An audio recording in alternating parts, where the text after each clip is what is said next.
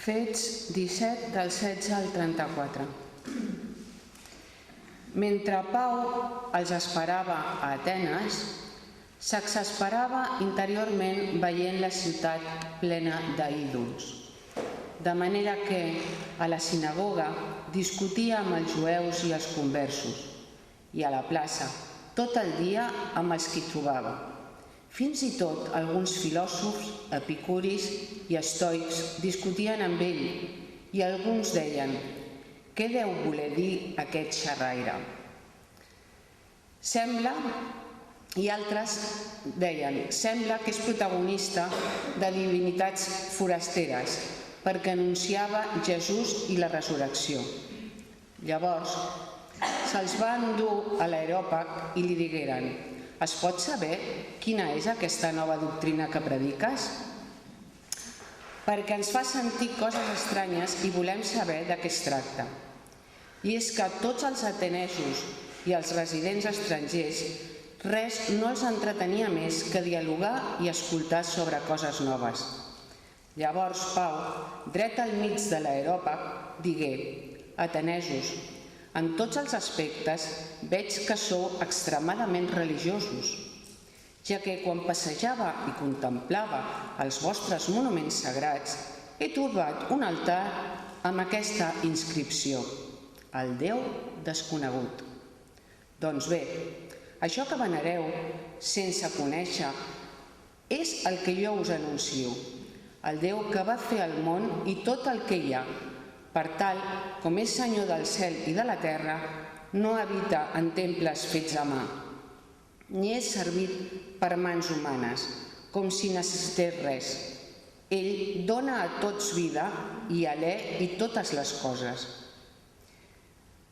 D'un de sol ha fet totes les races d'homes perquè habitessin sobre tota la superfície de la terra, determinant les èpoques concretes i els límits dels seus llocs d'habitatge, a fi que busquin Déu i el puguin trobar, ni que sigui a les palpentes, tot i que no és pas lluny de cadascun de nosaltres. De fet, en ell vivim i ens movem i som, tal com han dit alguns dels vostres poetes, perquè som també del seu llinatge. Per tant, si som llinatge de Déu, no podem pas pensar que la divinitat s'assembli a l'or, la plata o la pedra, esculpits artísticament per la imaginació humana. Ara bé, Déu, passant per alt les èpoques de la ignorància, exhorta ara tots els homes d'arreu del món a convertir-se, ja que ha fixat un dia en què ha de jutjar el món amb justícia per mitjà de l'home que ha designat i acreditat davant de tothom, ressuscitant-lo d'entre els morts. En sentir això de la resurrecció dels morts, uns se'n reien i uns altres van dir: «Sobre això ja t'escoltarem un altre dia». Així Pau va sortir d'entre ells, però hi hagué alguns homes que els hi van seguir i van creure, entre ells Dionisi, a l'Areopagita, i una dona que es deia Dàmaris, i uns quants més. Amén. Gràcies, Glòria.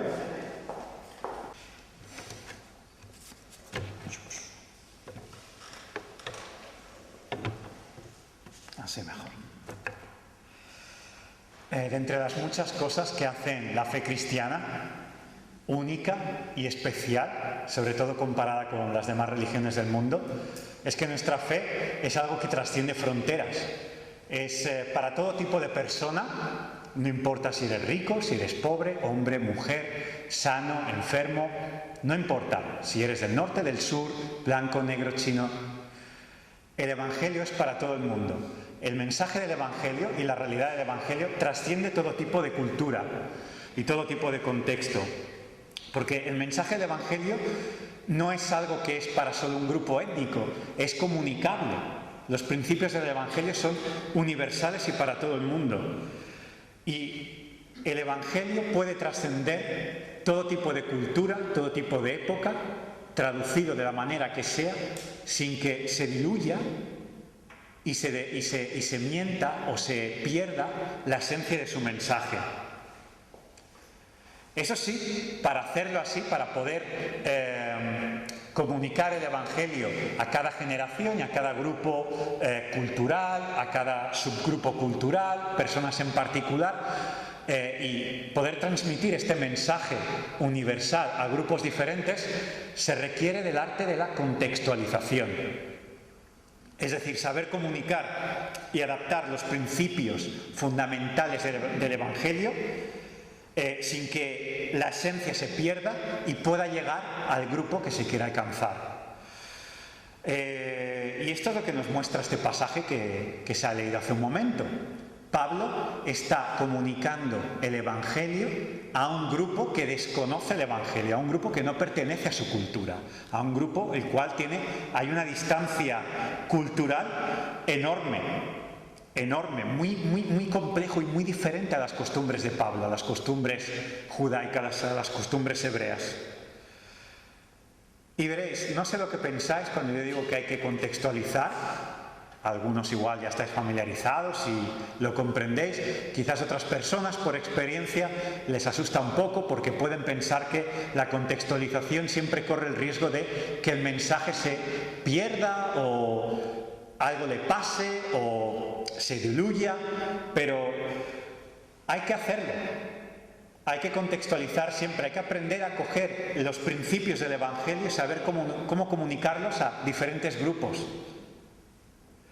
De hecho, lo voy a dejar claro, hace poco celebramos de alguna forma la Reforma. Entre las solas de la Reforma está la sola Escritura. Y hemos de comprender que la Escritura que tenemos ya está contextualizada. Cuando abrís vuestras Biblias en español o en catalán, en el idioma que tengáis, una traducción es una contextualización, porque es adaptar el texto que originalmente era en otro idioma, se traduce a nuestro idioma para que nosotros podamos entenderlo. Las traducciones son contextualizaciones ya de por sí, y no perdemos el mensaje del Evangelio. Tenemos ahí el mensaje del Evangelio correcto. Y es más, quiero que penséis en esto. Quiero que penséis en esto para que veáis lo importante que es la contextualización.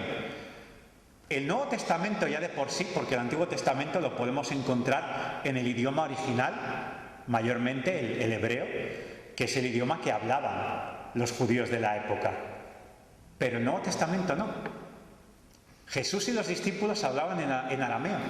En cambio no tenemos manuscritos que sepamos en arameo. Los tenemos en griego, es decir, no tenemos las palabras originales de Jesús. Claro que las tenemos, no estoy diciendo que el mensaje se haya perdido, para nada. Pero ya de por sí el Nuevo Testamento viene desde su origen contextualizado al griego, al mundo, la cultura más dominante de aquella época. Quiero que nos quede claro, contextualizar no es una opción, no podemos negociarlo. Porque ya la Biblia es algo que se ha de contextualizar, ya viene en este formato, porque es el mensaje del Dios que ha creado a todas las culturas, a todo pueblo. No es un Dios que para conocerlo necesitamos aprender alemán, y si no sabemos alemán no podemos conocerle. No, Él trasciende a nosotros. Jesús mismo es el mejor ejemplo de contextualización, es Dios haciéndose humano. Transformándose en uno como nosotros, para que nosotros podamos ver cómo es Dios de la forma más fácil posible, que es viéndolo a través de una persona. Este texto que vemos aquí en Hechos 17 no está para que simplemente veamos lo que hace Pablo, está para que veamos la importancia de contextualizar el mensaje del Evangelio. Ni yo ni vosotros tenemos opción. Ninguno tenemos opción. Hemos de trabajar en ello para saber cómo comunicar las verdades del Evangelio sin que estas verdades pierdan nada de su importancia y que puedan ser comunicadas y comprendidas a una sociedad como la nuestra, la Barcelona de hoy en día. Porque Pablo hizo el esfuerzo de aprender a comunicar el Evangelio que él conocía al mundo ateniense, un mundo diferente. Y nosotros tenemos la responsabilidad que Dios nos ha dado, no yo. No, yo no os estoy dando ninguna responsabilidad, nos la da Dios, y hemos de aprender a comunicar la esencia del Evangelio a la Barcelona que nos rodea. No lo podemos negociar. Intentadlo si queréis, pero es lo que Dios nos pide, la Gran Comisión. Y parte de la Gran Comisión es que aprendamos a contextualizar el Evangelio. Y esto es lo que voy a hacer ahora, exponer los principios que usa Pablo y usarlos para saber cómo alcanzar a nuestra sociedad. Voy a hacer como si intentara que Pablo viniera aquí a predicar a nuestra Barcelona para así saber cómo hacerlo nosotros. Vamos a ver los principios que él aplica a la Atenas de aquel entonces, para entonces nosotros saber cómo usar esos principios a la Barcelona de hoy. Y el sermón, lo que voy a hablar ahora, tiene 3 características que son las que muestra Pablo en este pasaje. El corazón que Pablo tiene para con los atenienses, su forma de adaptar el Evangelio a los atenienses y el objetivo final de su diálogo con ellos. Estas 3 cosas. Y empiezo con la primera característica, el corazón de Pablo. Porque es fundamental tener el corazón que Pablo tiene para poder compartir el Evangelio. ¿Y qué corazón es ese que tiene Pablo? Es uno que se le remueve el alma cuando ve la obstinación humana en buscar vida y soluciones en falsos ídolos, en vez de en el Dios vivo y verdadero. Esto lo vemos en el primer versículo que se ha leído, en el versículo 16. Donde vemos que a Pablo le dolió en el alma ver la idolatría que cometían los atenienses. Igual, según la traducción que tengáis, puede venir traducida de forma diferente, pero esta expresión viene a reflejar una especie de sentimiento con doble sentido, una especie de pena e indignidad. Pena por amor al género humano, e indignidad por la necedad del ser humano en insistir en la idolatría. Esta expresión, este sentimiento, en el griego, en el texto en griego, viene con la palabra paraxinó, que describe una especie de indignación con una connotación de ira. Y es la misma ira que cuando los judíos tuvieron que traducir el Antiguo Testamento 200 años antes de la venida de Jesús, cada vez que ellos leían la ira de Dios contra su pueblo, cuando su pueblo Israel cometía idolatría, cuando tenían que traducir esa parte o esas partes, la mejor palabra que descubría esa ira era esta palabra, paraxinó. Es decir, Pablo, al tener ese sentimiento, se le removía el alma por dentro, en realidad tenía un corazón como el que tiene Dios cuando Dios veía la idolatría de su pueblo. Ya veis que esa palabra contiene la connotación de ira. Entonces la pregunta ¿es la ira buena o mala? Bueno, la ira es buena y puede ser mala, depende. Y voy a tomarme un poco de tiempo en explicar esto porque es esencial, es una de las cosas que tiene Pablo, este sentimiento, y hemos de conocerlo lo mejor posible. Veréis, la ira es mala o buena, depende. En 1 Corintios 13, versículo 5, en ese capítulo donde Pablo hace una exposición del amor, en el versículo 5, concretamente, Pablo dice que el amor no es dado a la irritabilidad, a la ira. Y esa palabra es precisamente esta, paraxinó. Es decir, Pablo está diciendo que el amor no puede ser así, no puede darse a la ira, a la irritabilidad. Sin embargo, aquí en Hechos 17, Pablo tiene este sentimiento. Y la verdad es que cuando lo vemos en Hechos 17, en este pasaje, este sentimiento es bueno. Porque es gracias a este sentimiento que Pablo, ¡boom!, predica el Evangelio. Entonces, ¿cómo es esto que 1 Corintios 13 dice que ser dado a la irritabilidad o a la ira es malo, pero luego vemos en Hechos 17 que Pablo tiene este sentimiento y no es malo, sino es bueno. ¿Es que se contradice la palabra? ¿Se contradice Pablo? No. Dejadme que os explique.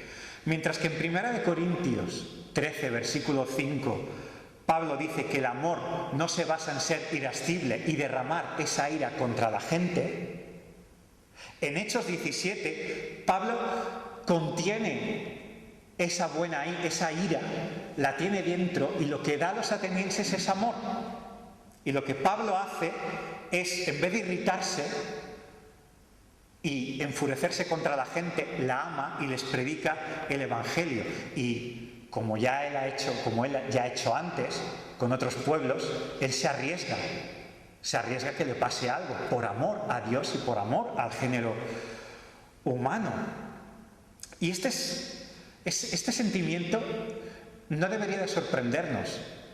La ira de forma buena, o el enfado, o cuando algo malo pasa y nos indignamos, es bueno. De hecho, es el mismo tipo de indignación que Jesús sintió al ver que muchos de su pueblo habían hecho un mal uso del templo. 2 veces Jesús, por amor al Padre, se enfureció contra los que convirtieron el templo en un mercado. Y encima, Jesús cogió cuerdas e hizo látigos con ellas, pero no hubo sangre, no vemos que la gente murió o saliera herida. Entonces, ¿Jesús pecó cuando hizo esto, cuando se enfureció? No, para nada. Su indignación fue santa, fue justa, controlada y por amor, como la de Pablo y como la que debemos tener nosotros. Una indignación al ver el mal, pero un amor para con los malvados. En este caso los idólatras, que es lo que eran los atenienses. Veréis, los atenienses eran muy orgullosos de su intelectualidad. Esto lo podemos ver en cómo desprecian a Pablo. Vemos que le llaman charlatán. Esta es una expresión que viene del griego y que viene a significar algo así como alguien que por haber leído un par de frases de algo ya lo predica como si fuese un doctorado en ese tema. Es como una especie de cantamañanas o de charlatán, sabiondo. Irónicamente, el autor de Hechos describe así a los atenienses en el versículo 21. Los describe como gente que se pasaba el día entero hablando y debatiendo. Es decir, eran charlatanes que irónicamente llaman a Pablo charlatán, cuando Pablo sí que sabía de lo que hablaba. Y esto es un poco lo que tenemos hoy, lo que somos nosotros, ¿no? Como sociedad. Vamos de sabiondos por la vida, pero no sabemos tanto como nos creemos. Y para más irri, no sé si os conectáis mucho a internet o si os gusta mucho el ir a páginas y dialogar en foros, pero internet es lo peor, porque en internet lo que no nos atrevemos a decir cara a cara, sí lo decimos en internet. Y ahí, ¿qué es internet?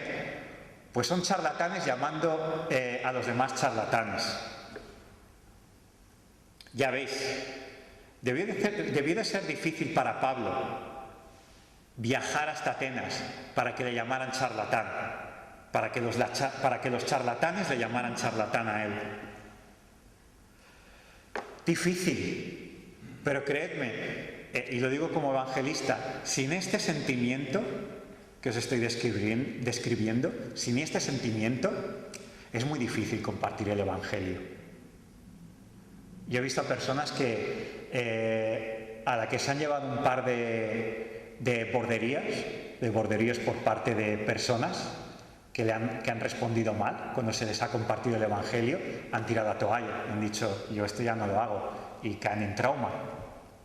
Es difícil. Como, no sé si dice aquí, pero en inglés se dice hay que tener espaldas anchas, fuertes, pero corazones sensibles. Y este es el tipo de sentimiento que necesitamos para poder aguantar cuando compartimos el Evangelio y nos vienen con borderíos, porque nos vienen. Pablo aguantó las 1001. En Tesalónica lo trataron fatal y ahora los atenienses le llaman charlatán. Pero ¿y qué hay de Jesús? Que a los que le estaban matando y humillando va y dice: Padre, perdónalos porque no saben lo que hacen. Si no tenemos este sentimiento, pidámoslo a Dios, porque Él da generosamente. Él es quien tiene más ganas que nadie de transformarnos al modelo de Jesús. Necesitamos este corazón para compartir el Evangelio. De lo contrario, a la que nos vengan 2 bofetadas, nos retiramos. Y ahora paso a la segunda característica, que es la forma con la que Pablo contextualizaba el Evangelio de los atenienses. Y para ello debemos ver un poco cómo era de Atenas. Porque hasta ahora Pablo ha hablado con gente que conocía las Escrituras, el Antiguo Testamento, y las ha usado para conectar lo que ellos conocían con Jesús, con el mensaje del Evangelio. Pero ahora está en Atenas. En Atenas, aunque había judíos y griegos que adoraban a Dios, también habían epicúreos y estoicos. Los epicúreos eran personas que, no es más complejo lo que voy a describir, pero eran personas que veían la divinidad como algo muy lejano, que veían como la muerte como algo muy catastrófico y que por lo tanto había que intentar hacer las cosas bien, pero cuando tuvieras algo con lo que tener algún placer o algo, disfrútalo porque no sabes luego lo que va a pasar. Eran un poco como agnósticos de hoy en día, un poco como ateos. Y los epicúreos eran personas más como defensores de la obediencia, de la razón, de la unidad, de la cohesión social, con la divinidad, con todo. Eran más como conservadores. No es que los paralelos con las cosas de hoy coincidan exactamente, pero igual estas cosas nos pueden ayudar. Pero como veis, eran grupos que representaban muy bien el carácter de Atenas y no tenían nada que ver con el universo de Pablo. Y como ha dicho José Luis, Atenas era una ciudad llena de estatuas, de hombres, de dioses, y este es el universo en el que ahora mismo se encuentra Pablo.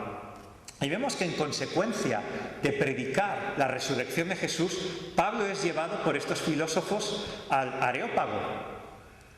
Y la verdad es que hay algo que aprender aquí. Cuando uno es fiel y cuando uno tiene este corazón y quiere usarlo, Dios provee de oportunidades. Y es lo que Dios hace aquí con Pablo. Lo lleva al mejor lugar.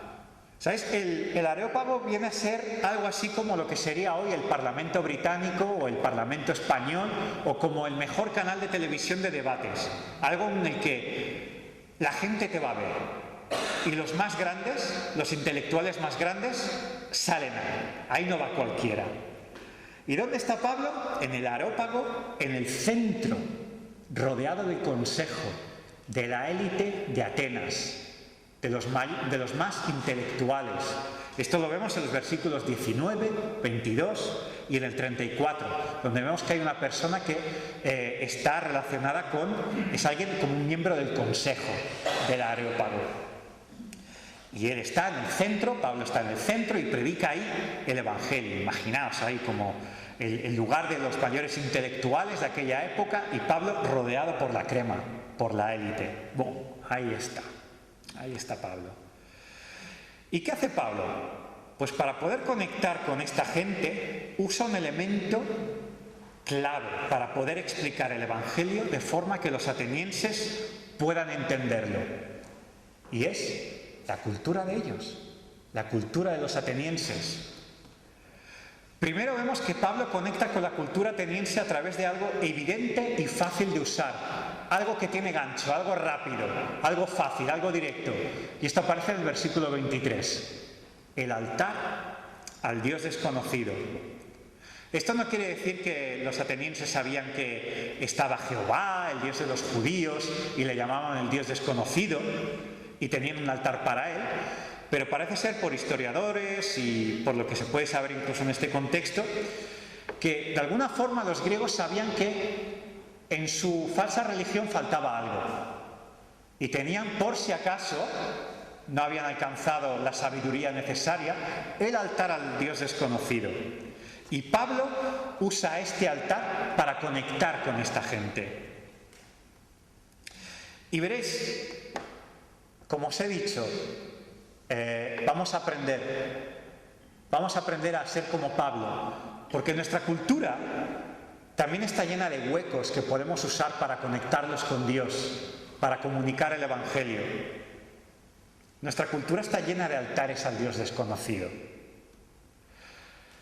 Por ejemplo, la gente repite mucho frases con la expresión la vida.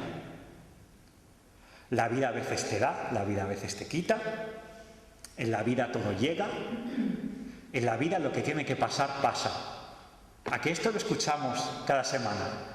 Y esto te lo dicen ateos, esto te lo dicen personas que no son cristianas. ¿Lo veis? Es como si la gente hablase de la vida y la vida fuese un ser que piensa, que juzga, cuando cree, como cree, que nos observa. La vida nos observa, es alguien que nos observa y conoce nuestras acciones y controla, es soberana, la vida es soberana, controla las vidas, controla el futuro. Es como que la gente tiene noción de algo.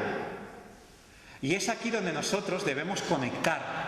Y cuando veamos que nuestra sociedad es tan distante y no se puede conectar el Evangelio con ellos, pues aquí tenemos un enlace.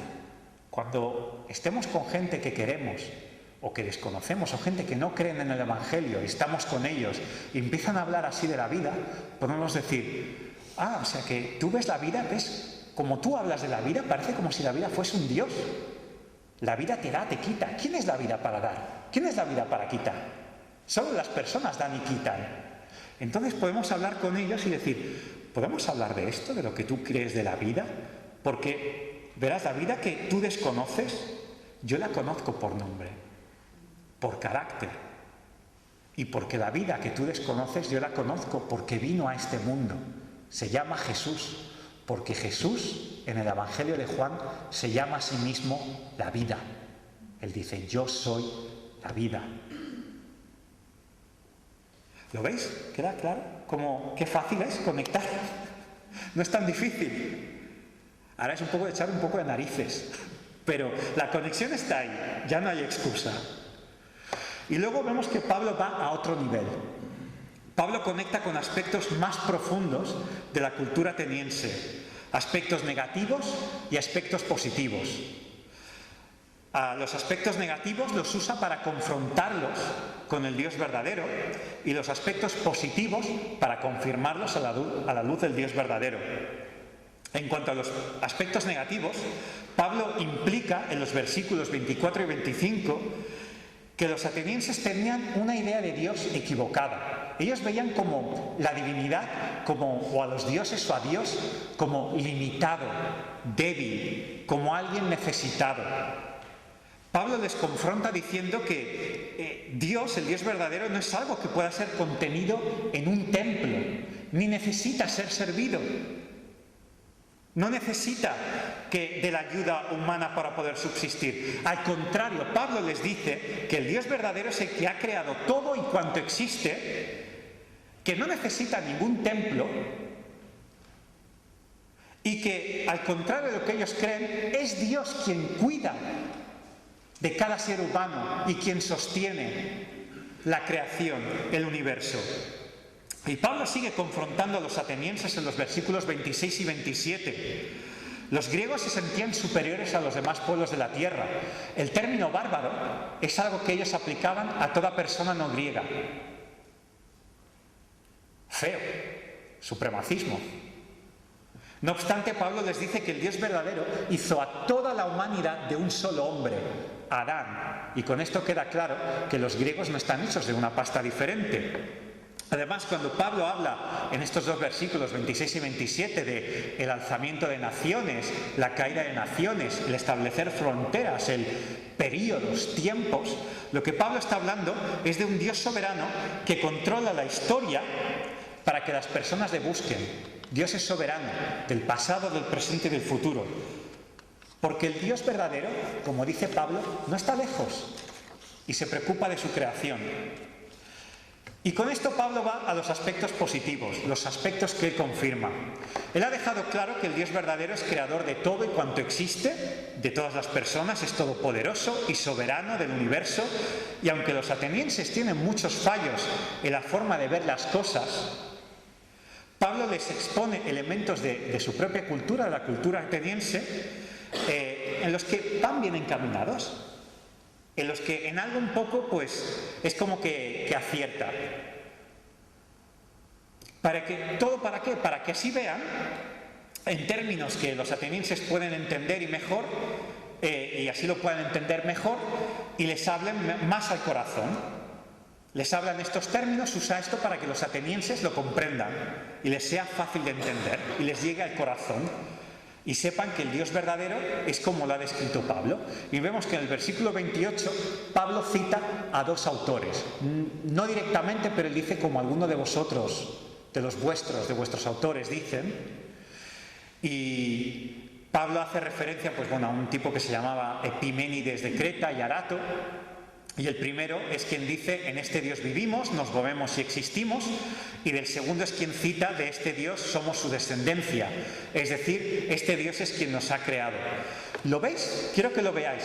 Pablo usa el razonamiento griego para demostrarles, según los términos de ellos, de los griegos, que el Dios que Pablo predica debe ser el Dios verdadero.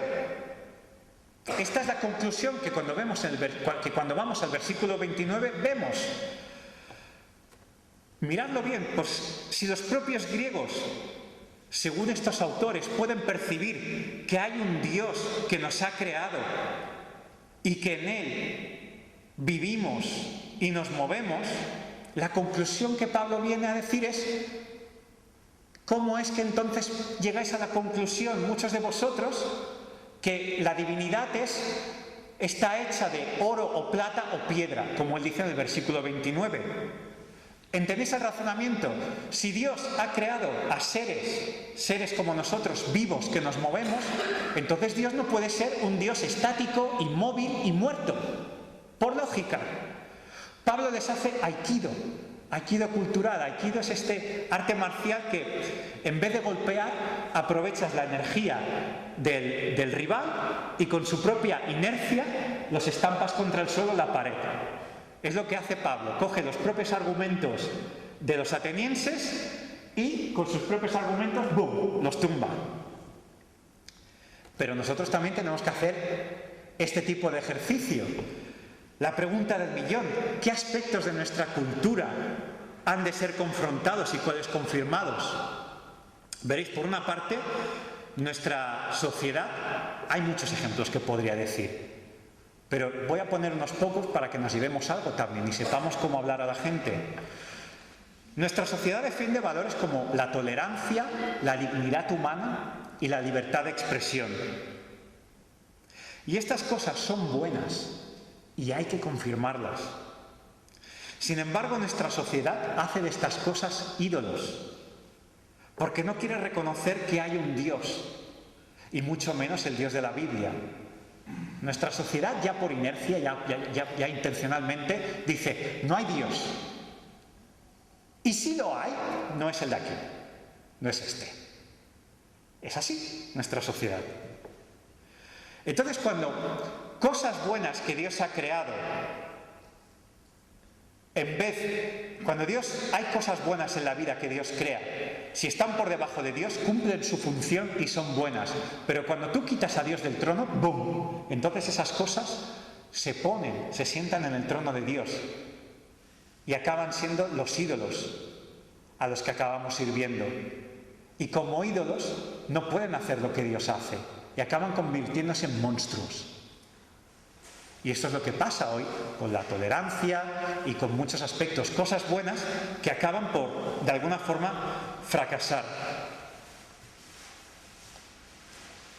Y esto es lo que hay que confrontar, porque son las preguntas que nos hemos de hacer. Veréis, si no hay Dios, ¿cómo podemos saber el uso y los límites de la tolerancia? ¿Qué se debe tolerar y qué no? ¿Sabéis el problema de nuestra sociedad? Y esto no os lo estoy diciendo para dar una explicación, es para que lo cojáis. Y si alguno no se lo ha planteado, que lo usemos para llevar al Evangelio y para confrontar a nuestra cultura con cosas en las que fracasan. Hoy hacemos de la tolerancia la meta de la sociedad, pero la tolerancia no es una meta. La tolerancia son como normas, son como estructuras que nos ayudan a ir a la meta. Imaginad una carretera, una autopista. La tolerancia son las señales de tráfico. La finalidad, cuando tú viajas en un coche, no es el semáforo. Pues si lo haces, te estrellas. El semáforo, el stop, el ceda al paso, son cosas que están ahí bien puestas para que podamos llegar a un destino. Pero las señales no son el destino. La tolerancia no es el destino. La tolerancia son cosas que están ahí para que como sociedad podamos florecer, desarrollar y ser lo mejor posibles.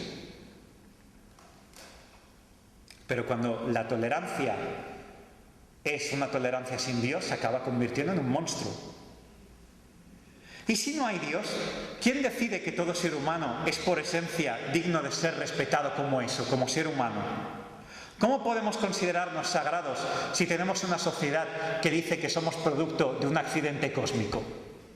Que somos un conjunto de células accidentales. Entonces, ¿qué nos hace sagrado? Cuando la gente habla del respeto a los niños, de proteger a la gente, no tiene ningún sentido. Cuando esto viene de una sociedad que considera que solo somos un trozo de un accidente. Si no hay Dios, la tolerancia no sirve para nada bueno. Si no hay Dios, no hay nada sagrado que haga al ser humano digno, sagrado. Si no hay Dios, tampoco la verdad suprema existe. Y eso permite que muchas personas impongan sus opiniones sobre otras, sin que haya libertad de expresión. ¿Sabéis? Ninguno de estos valores han existido antes de la llegada del Evangelio. Es curioso. Es curioso, esto sería para otro día, pero se puede, por historiadores buenos, se puede justificar que todas estas cosas buenas no las ha dado el Imperio Romano, ni el asirio, ni el babilonio, ni el griego. No, ellos no nos han dado lo que conocemos como la sociedad de derecho que tenemos hoy. Es curioso que nuestra sociedad ondea la bandera de la dignidad humana y de la tolerancia y, sin embargo, rechaza la fe que ha traído las cosas que tanto ama.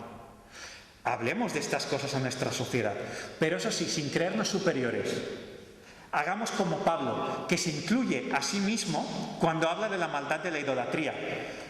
Veréis, si leemos el versículo 29... él dice así: no debemos pensar que la divinidad sea como el oro, la plata o la piedra. ¿Lo veis? Él no dice no debéis pensar. Dice no debemos pensar. Es bueno, no hagamos esta distancia entre ellos y yo, sino pongámonos al nivel, sin soberbias, con humildad. Y enlacemos todo esto con lo que es innegociable en una conversación del Evangelio. Porque al final, esto de confirmar y confrontar no es la finalidad de la conversación. La finalidad, y este es el tercer aspecto, la tercera característica, es el objetivo. ¿Qué es lo que al final quieres que... ¿Para qué usas todo esto en una conversación? Para que vaya algo. ¿Cuál es este algo? Pues que cuando la gente es confrontada con el Dios verdadero, no puede quedar igual. La finalidad es expresarles lo que Pablo manda, que al final es lo que Dios ordena a la gente hacer. Arrepentirse de su forma equivocada de ver a Dios. Pablo habla de esto en los versículos 30 y 31. Es curioso que Pablo no dice que la forma equivocada de ver la vida o de ver a Dios es un simple error. No, Pablo dice que los tiempos de la ignorancia se han terminado y van a ser juzgados. No podemos, cuando hablemos a la gente, no podemos decir, tú solo estás equivocado.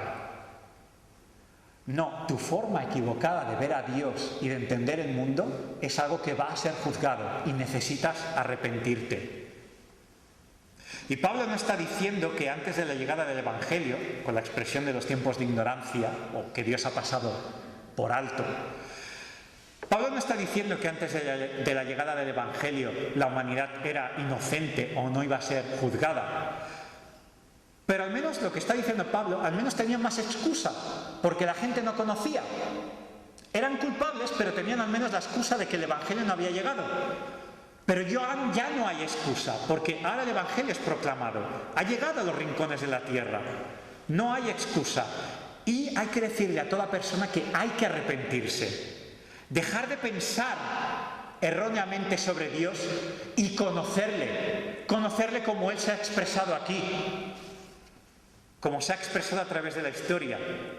Y para ello hemos de hablar de la resurrección de Jesús, porque esta es la evidencia máxima de que el Dios que proclama Pablo es el Dios que odia el pecado, pero da vida al ser humano y sostiene el universo.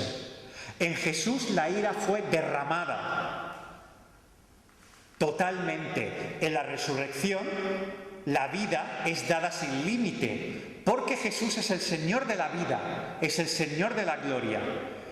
Y es el juez que, como dice Pablo, tiene ya un día asignado para juzgar a la humanidad, para quitar la vida y para darla. Por lo tanto, hemos de proclamar el arrepentimiento. En resumen, tengamos el corazón que tuvieron Jesús y Pablo hacia la humanidad, un corazón que detesta las cosas malas, pero que ama a las personas y les desea que vuelvan a su Dios, a su Creador, a su Redentor, y pidamos a Dios para crecer en ese tipo de corazón, porque Él lo promete en su palabra. Comuniquemos el Evangelio a la Barcelona de hoy con los términos que ellos conocen. Algunos ya los he mencionado, no hay excusa. Confirmemos las cosas que parece que están bien, confirmémoslas y confrontémoslas con las cosas que están mal a la luz de nuestro Dios. Y toda persona debe saber que su ignorancia no es un simple error, sino que Jesús considera que todo ser humano ha de arrepentirse de ello, porque si no será juzgado. Amén.